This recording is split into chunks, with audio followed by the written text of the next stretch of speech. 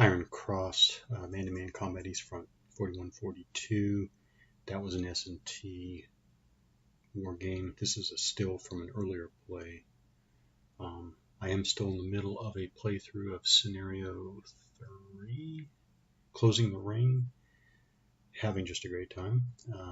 I do think this playthrough of this Scenario 3, which is actually the first time I'm bringing in and playing with the armored fighting vehicles, the tanks. The Germans have 2 tanks on their side.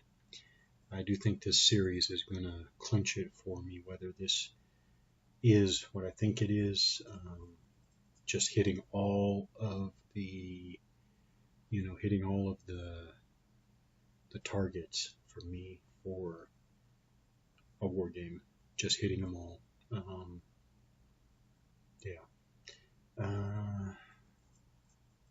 Oh yeah, and so right now I'm going through the designer notes. I still have almost a whole page to go, about 85% of a page, small text.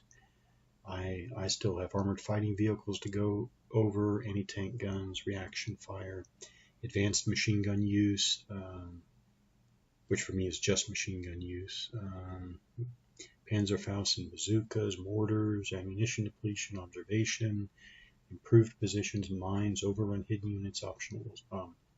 Shouldn't have said that, but advanced leaders. Advanced leaders. I don't remember that one actually. So this again is from the combat rules, because there are these great designer notes that came with the combat rules. So as I understand it, or I shouldn't say that, as I recall, you have 3 games. I still haven't gotten Battle Cry. That's the Pacific Theater one. I should just get it. I know I've talked about that. I think I've mentioned that before. I should just get it. I guess I will at some point. But I have Iron Cross and I have Combat. So as I understand it, Combat came out, and this is listed as 1981. Yeah, 1981. And then a number of years later, Iron Cross comes out. But I believe the progression is Combat to Battle Cry to Iron Cross, I believe. And I still think that Iron Cross is the most... well, actually, I guess I need to see the Battle Cry rules. But between Combat and Iron Cross, there's a definite evolution. I think you need to be into this system, or this. Well, I guess it is not a system. I guess you need to be into this design, this family of games, to really see the evolution. So, and there are very distinct evolutions, right? So Combat here, when they start out, I do believe when you fire mortars, you can fire up to 10 rounds. And by rounds, I guess I should put rounds in quotes, but fire up to 10 increments. They dropped that to Iron Cross, they dropped that to 5. That's what I mean by very, very distinct refinements and tweaks and changes between here, Combat, and Iron Cross. All right, so armored fighting vehicles. Actually, I think armored vehicles are handled more or less the same between Combat here and Iron Cross. But again, back to the designer notes. And again, I'm just starting. I've just driven the tanks on the board so far, so I need to get more experience with the AFVs here. So you just can't have World War II infantry combat without having at least some armor, which is funny because I would say no. Not only do you not, if you're going to have World War II infantry combat, you should just concentrate on World War II infantry combat, but that's okay. This is the designer's take on it. Yeah, it's understandable. I just think it's funny. Yeah. The armor is tied to the basic game mechanics with changes peculiar to armor added. This is for combat. Movement and facing are standard concepts, yes. Anti-tank combat is similar to anti-personnel combat, except that there is a maximum of 3 dice used, okay? An extra is firing small arms at armor to get the commander to duck his body down into the turret. I think that's great. I think I saw that in the rules, but I haven't seen it in action yet.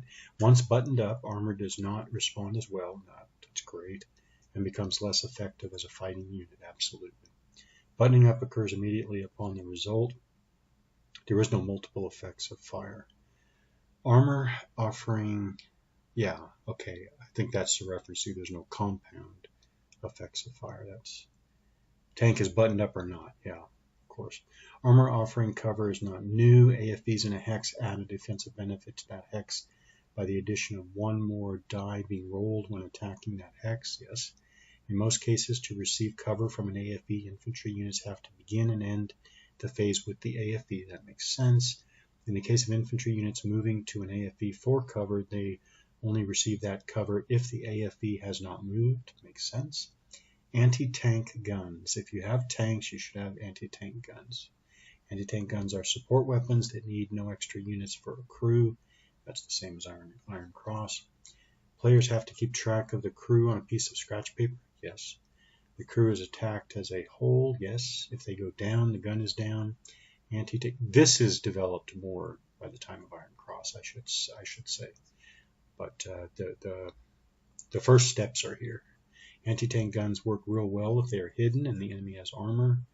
It can really change tactics knowing there are some ATGs out there just waiting for a shot. Okay, the hidden units, absolutely, that's great. That's the tension that someone has commented, somebody on BGG commented on. I think that's part of it. Absolutely, absolutely, absolutely. I've seen that. I haven't even gotten the anti-tank combat yet, but I think this design develops its intensity and tension, etc., drama. With the involved phasing and combat system of the game, I decided to have ATGs just 1 shot. Okay, multiple shots within a player turn compound play too much. They have a respectable performance rating, and if placed well, they are hard to wipe out entirely without a concerted effort. This was enough. Reaction fire. Oh boy, this was a real problem throughout playtest. Reaction fire is made at moving units while they are being moved, yes. So what many games call opportunity fire. All reaction fire occurs in a subphase. As a player moves his units, the opposing player can tell him to temporarily stop and undergo reaction fire. Reaction fire represents a more immediate reaction than defensive fire. And that's another good thing that the design has the multiple different kinds of fire for the scale and scope. Thus, units attempting reaction fire undergo a modified performance check dice roll. I noticed that, and that's good. I think it is basically a penalty, but that's because the whole target situation is different because the unit's moving. Okay, yeah. I thought I noticed that, and I like it.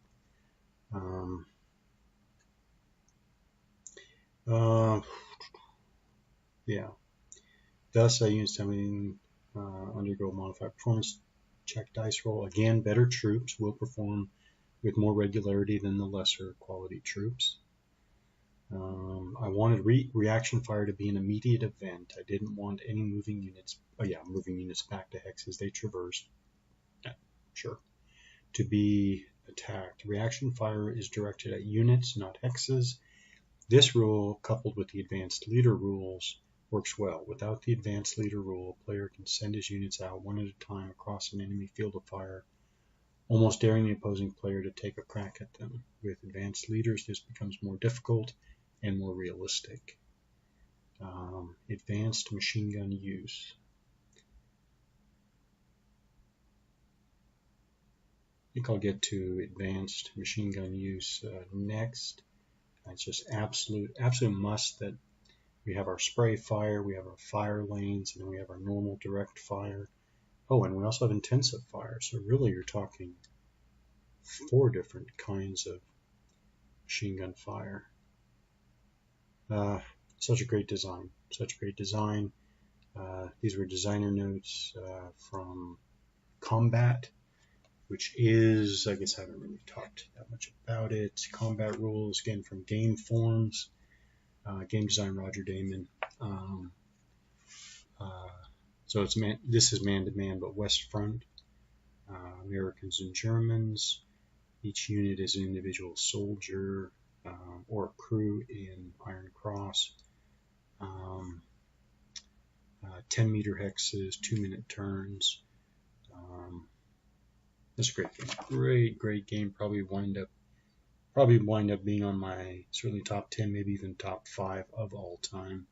Right up there in my mind with Tactical Combat Series, MBA, its main battle area, Assault Series. I think this is up there with the greats.